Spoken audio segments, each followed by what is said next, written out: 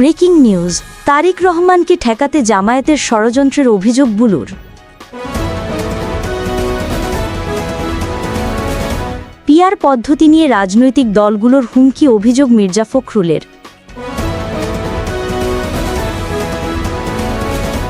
মঞ্চ ৭১ অনুষ্ঠানে উত্তেজনা, লতিফ সিদ্দিকী সহ কয়েকজন আটক।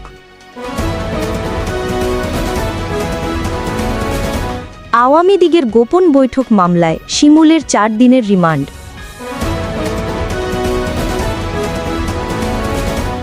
এতক্ষণ শুনছিলেন সংবাদ শিরোনাম, এবারে বিস্তারিত। Breaking news. বিএনপির ভাইস চেয়ারম্যান বরকতুল্লাহ বুলু বলেছেন, আগামীতে তারেক রহমান যাতে প্রধানমন্ত্রী নির্বাচিত হতে না পারেন সেজন্য ষড়যন্ত্র শুরু করেছে জামায়াতে ইসলামী। বুলু অভিযোগ করেন, স্বাধীনতা বিরোধী এই রাজনৈতিক দল পিআর পদ্ধতির অজুহাতে নির্বাচন বানচালে ষড়যন্ত্র করছে। তবে তিনি দৃঢ় কণ্ঠে বলেন, তাদের এই চেষ্টা বাস্তবায়ন হবে না, কারণ দেশের মানুষ এখন নির্বাচনমুখী হয়ে গেছে। বুধবার সন্ধ্যায় কুমিল্লার ১৪ গ্রাম এইচজে মডেল সরকারি পাইলট উচ্চ বিদ্যালয় মাঠে উপজেলা ও পৌর বিএনপির দ্বিবার্ষিক সম্মেলনে প্রধান অতিথির বক্তব্যে তিনি এ মন্তব্য করেন। তিনি বলেন, পিআর বুঝি না, আগে যে পদ্ধতিতে নির্বাচন হয়েছে সেই পদ্ধতিতেই জাতীয় সংসদ নির্বাচন হতে হবে, অন্যথায় দেশের মানুষ প্রতিরোধ গড়ে তুলবে। বুলু স্মরণ করিয়ে দেন, ১৯৯৬ সালে জামায়াত আওয়ামী লীগের সঙ্গে জোট করে দেশে ১৭৩ দিন হরতাল পালন করেছিল। খালেদা জিয়ার বিরুদ্ধে নির্বাচনে দাঁড়িয়ে তারা মাত্র ৩টি আসনে জয় পেয়েছিল।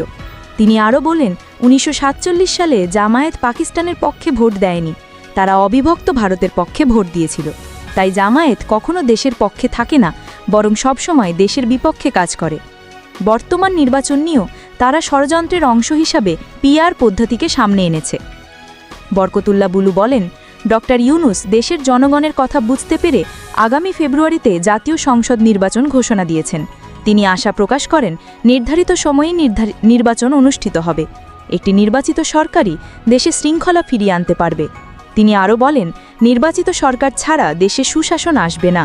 নির্বাচিত সরকার ক্ষমতায় গ্রহণ করলে আওয়ামী লীগের আমলে পাচারকৃত অর্থ দেশে ফেরত আনা সম্ভব হবে। বুলু জোর দিয়ে বলেন, খালেদা জিয়ার মতো নেত্রী আর হয় না, একমাত্র খালেদা জিয়া দেশের জন্য নিজের জীবন বিসর্জন দিতে প্রস্তুত। তিনি অভিযোগ করেন, শেখ হাসিনা খালেদা জিয়াকে জেলে নিয়ে স্লো পয়জন দিয়ে হত্যার চেষ্টা করেছে। এ সময় তিনি জিয়াউর রহমানের অবদানের কথা স্মরণ করে বলেন, ১৯৭১ সালের ২৭ মার্চ স্বাধীনতার ঘোষণা দিয়ে তিনি দেশকে একটি পূর্ণাঙ্গ মানচিত্র উপহার দিয়েছিলেন। সম্মেলনে সভাপতিত্ব করেন ১৪ গ্রাম উপজেলা বিএনপির আহ্বায়ক মোহাম্মদ কামরুল হুদা।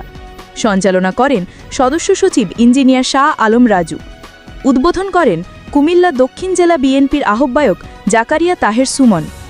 বিশেষ অতিথি হিসাবে উপস্থিত ছিলেন বিএনপির কুমিল্লা বিভাগীয় সাংগঠনিক সম্পাদক অধ্যাপক সেলিম ভুইয়া, শিল্প বিষয়ক সম্পাদক আবুল কালাম, কেন্দ্রীয় সহসাংগঠনিক সম্পাদক মোস্তাক মিয়া, কুমিল্লা মহানগর বিএনপির সভাপতি উদ্বাতুল বাড়ি আবু এবং কুমিল্লা দক্ষিণ জেলা বিএনপির সদস্য সচিব Ashikur Rahman Mahmud Wasim. Breaking news, BNP মহাসচিব মির্জা ফখরুল ইসলাম আলমগীর অভিযোগ করেছেন, আগামী জাতীয় সংসদ নির্বাচনে সংখ্যানুপাতিক প্রতিনিধিত্ব বা পিআর পদ্ধতি নিয়ে কিছু রাজনৈতিক দল ভয়ঙ্কর হুমকি দিচ্ছে এবং অত্যন্ত জোরাজোরি করছে।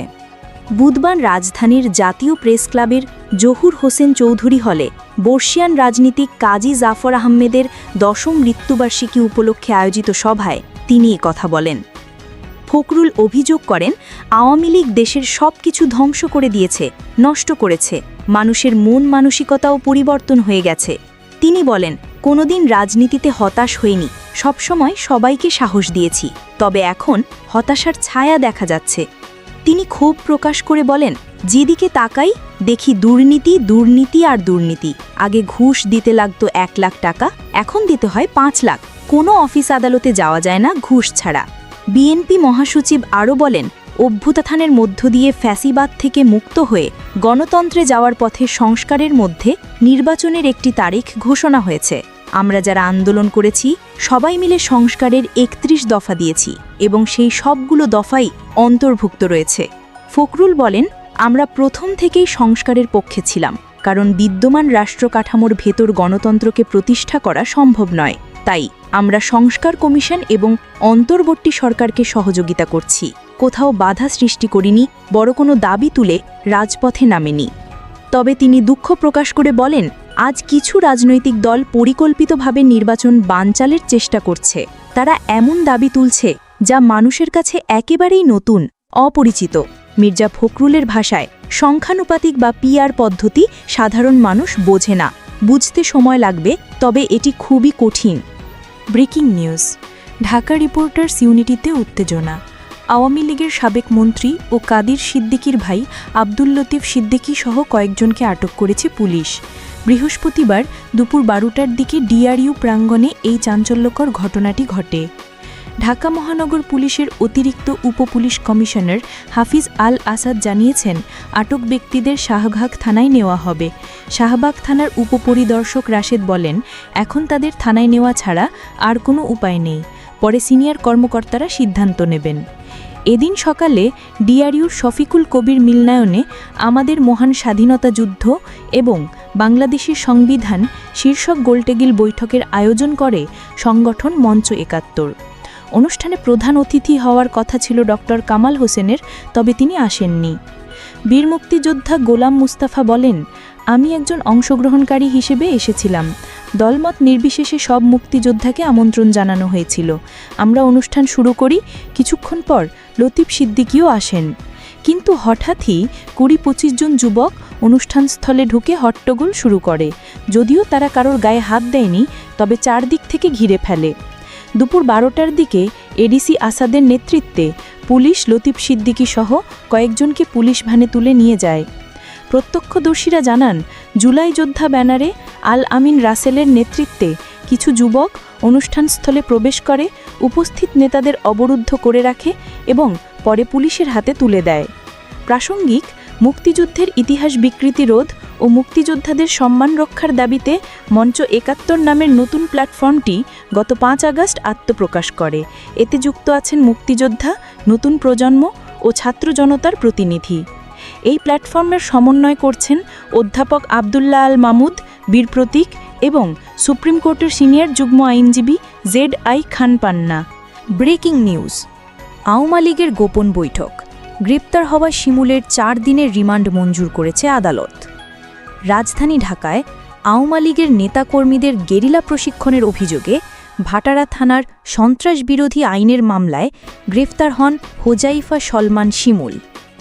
বুধবার বিকেলে তদন্ত কর্মকর্তা ডিবির গুলশান বিভাগের পরিদর্শক মোহাম্মদ জেহাদ হোসেন আদালতে শিমুলকে হাজির করে 7 দিনের রিমান্ড আবেদন করেন।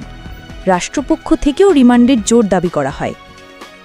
তবে শুনানি শেষে ঢাকার মেট্রোপলিটন ম্যাজিস্ট্রেট আরিফুল ইসলামের আদালত 4 দিনের রিমান্ড মঞ্জুর করেন। বিষয়টি নিশ্চিত করেছেন অতিরিক্ত পাবলিক প্রসিকিউটর মোহাম্মদ শামসুদ্দোহা সুমন। মামলার অভিযোগে বলা হয়, গত 8ই জুলাই বসুন্ধরা সংলগ্ন কেবি কনভেনশন সেন্টারে নিষিদ্ধ ছাত্রলীগ একটি গোপন বৈঠকের আয়োজন করে। সকাল 10টা থেকে সন্ধ্যা পর্যন্ত চলে এই বৈঠক। সেখানে অংশ নেয় 300 থেকে 400 জন। তাদের মধ্যে ছিলেন নিষিদ্ধ ছাত্রলীগ, আওয়ামী লীগের নেতাকর্মী এবং অবসরপ্রাপ্ত সরকারি কর্মচারীরাও। তারা বৈঠকে সরকার বিরোধী স্লোগানও দেন। পরিকল্পনায় বলা হয়, ক্ষমতাচ্যুত প্রধানমন্ত্রী শেখ হাসিনার নির্দেশ পেলেই সারা দেশ থেকে লোকজন ঢাকায় সমবেত হবেন। তারা ঢাকার শাহবাগ মোড় দখল করে অস্থিতিশীল পরিস্থিতি তৈরি করবেন, আতঙ্ক ছড়াবেন এবং শেখ হাসিনার প্রত্যাবর্তন নিশ্চিত করবেন। ওই ঘটনায় গত 13ই জুলাই ভাটারা থানার উপপরিদর্শক জ্যোতির্ময় মণ্ডল সন্ত্রাস বিরোধী আইনে মামলা করেন। এ মামলায় মেজর সাদিকুলের স্ত্রী সুমাইয়া জাফরিন সহ আরও অনেকে রিমান্ড শেষে বর্তমানে কারাগারে আটক আছেন।